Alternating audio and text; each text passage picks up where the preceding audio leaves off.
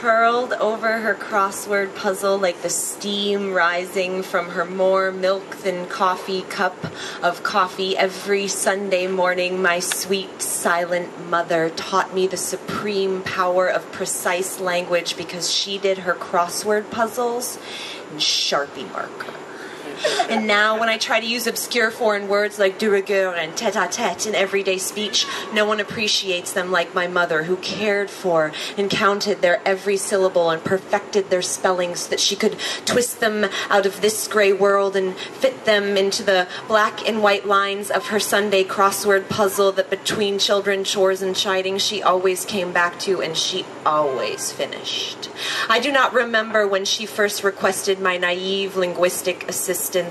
but I do know that it made me feel like a little girl receiving her first communion, the priest bestowing upon her the bread of a vast vocabulary, and I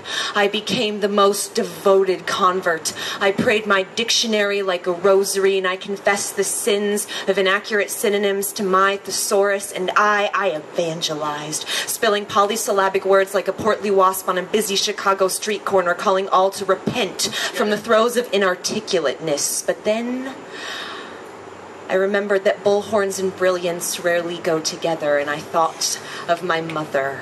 one across from me at the kitchen table, two down, eyes staring at a nearly insurmountable puzzle, and how it was not the volume of her verbal veracity that impressed me, but the grace with which she bestowed words on the page, like snow falling on undiscovered Christmas trees or smiles dropped to a neighbor at Sunday church. And I vowed to drop my words like shiny quarters on the sidewalk, to be picked up by little boys and put in their pocket and carried to school, to be brought out later to impress their teachers like me, curled over a chapbook like the steam rising from my more milk than coffee cup of coffee, silently praying to teach my someday daughters the supreme power of precise language by making all my copy editing corrections in bright